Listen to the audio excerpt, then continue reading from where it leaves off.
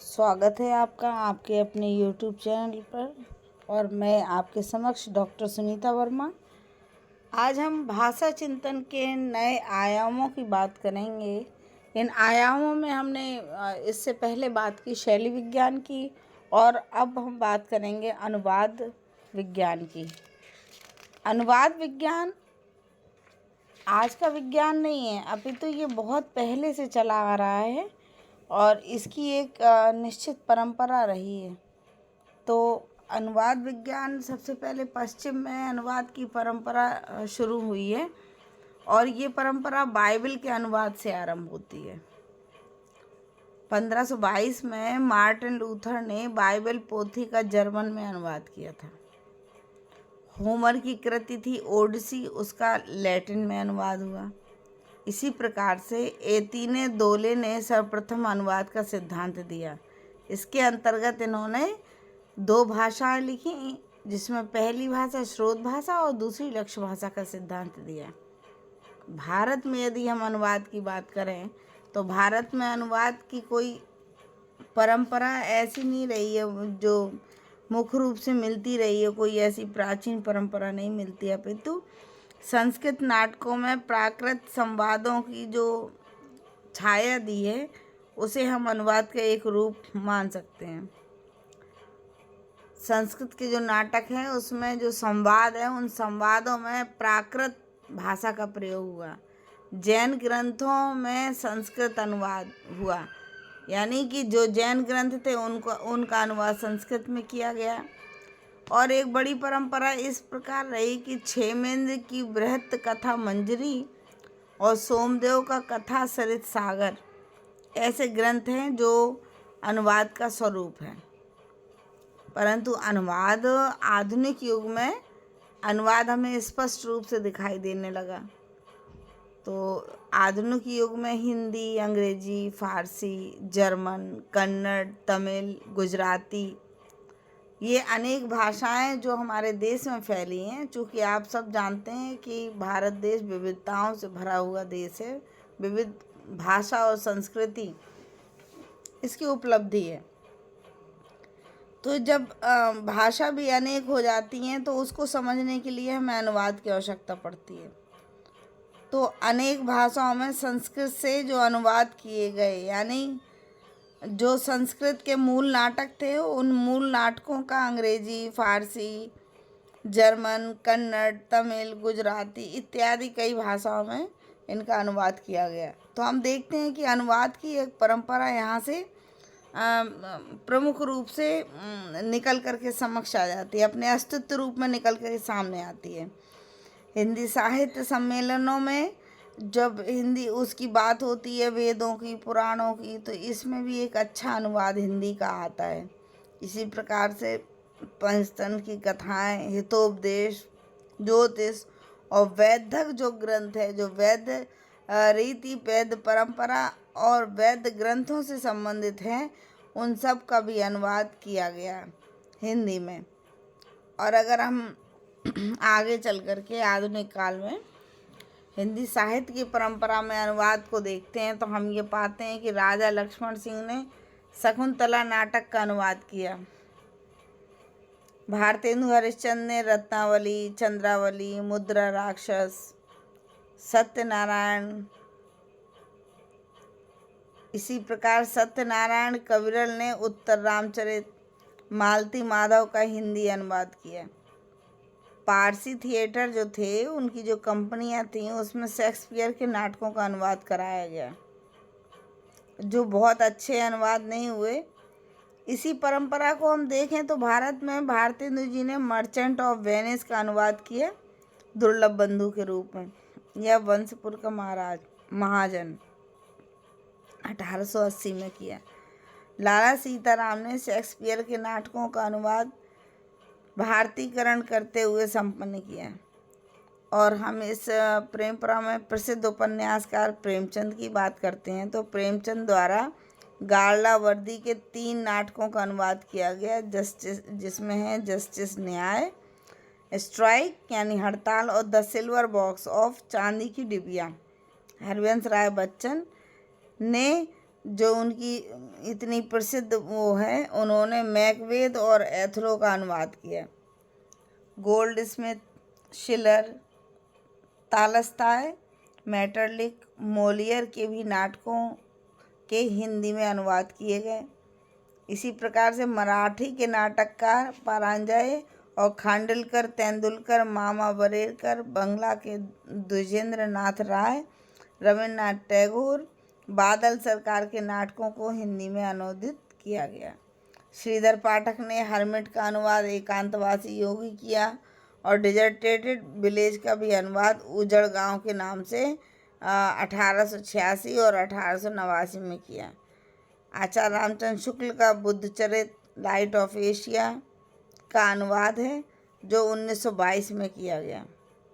बंकिम, रविन्द्रनाथ तथा शरतचंद्र के बंगला उपन्यासों का अनुवाद प्रमुखतः हंस कुमार तिवारी द्वारा किया गया। इसी प्रकार से डॉक्टर प्रभाकर माचवे ने मराठी से हिंदी अनुवाद किया। तो अनुवाद की हम एक लंबी परंपरा देख रहे हैं। सोचिए, यदि विभिन्न भाषाओं में अनुवाद ना हुआ होता तो क्या हम सारे साहित्य से परिचय होते? नहीं होते ना। तो एक अनुवाद की महत्ता को ये बताता है, विभिन्न संस्कृति साहित्यों से परिचय हमारा कराता है।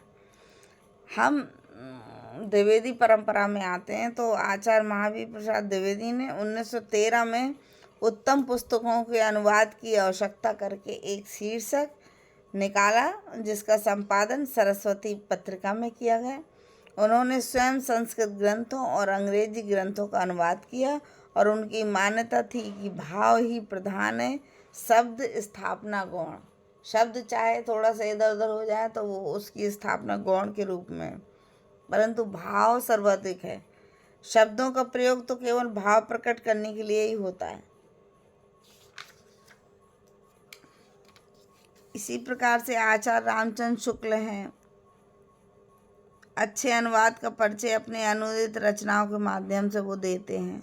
उन्होंने ता इंदिका का अनुवाद, मेगस्थनीज का भारतीय वर्षीय वर्णन, एडम्स की कृति प्लेन लिविंग हाई थिंकिंग का आदर्श जीवन, हैकल की कृति रिडल ऑफ द यूनिवर्स का विश्व प्रपंच नाम से, अर्नाल्ड के लाइट ऑफ एशिया का बुद्ध चरित नाम से इन्होंने अनुवाद किया।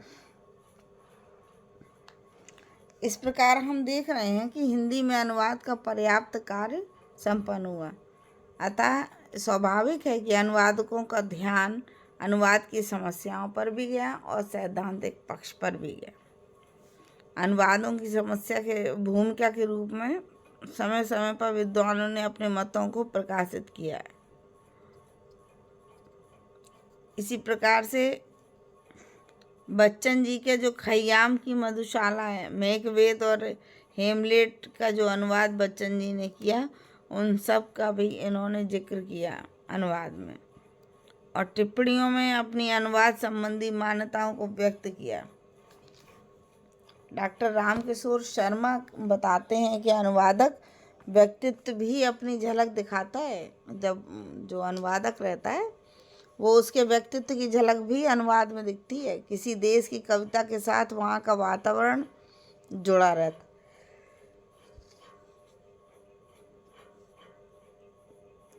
महेंद्र चतुर्वेदी अनुवादक के रूप में विशेष प्रसिद्ध हैं। इन्होंने काव्यशास्त्र, साहित्य, राजनीति, इतिहास, गणित, विज्ञान से संबंधित कृतियों का अनुवाद किया और अनुवाद कला पर स्वतंत्र विचार भी प्रकट किया। इनका मानना था कि मूल लेखन की तरह ही अनुवाद में पूर्णता जैसी कोई चीज़ नहीं होती।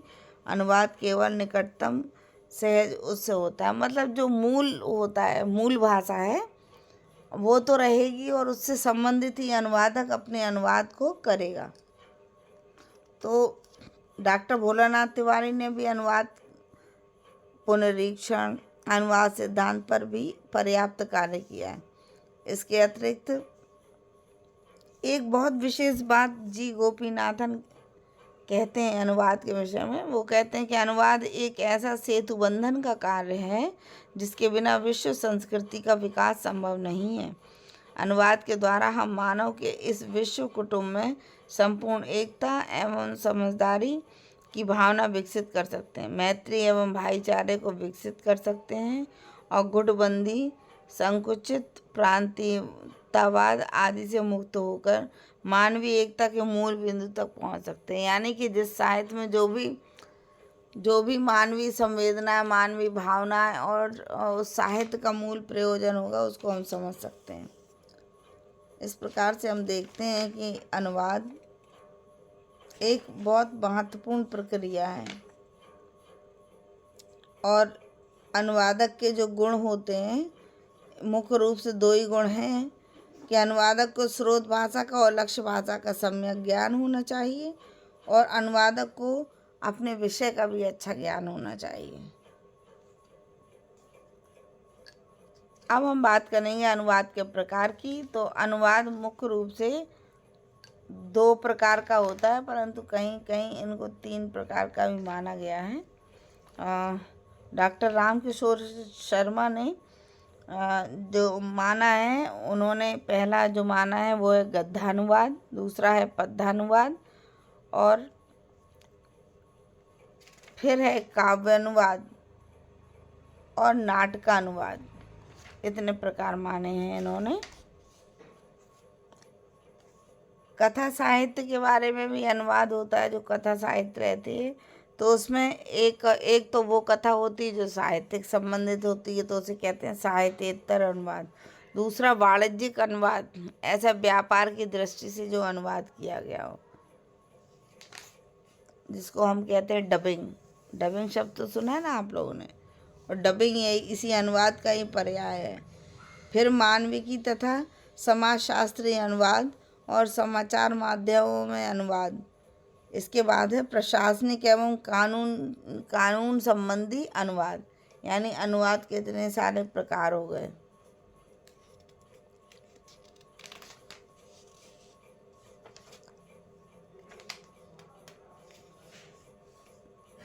अब देखिए अनुवाद के भेद। अनुवाद के भेद मूल रूप से दो है, मूलनिष्ठ अनुवाद और मूल स्वच्छंद अनुवाद।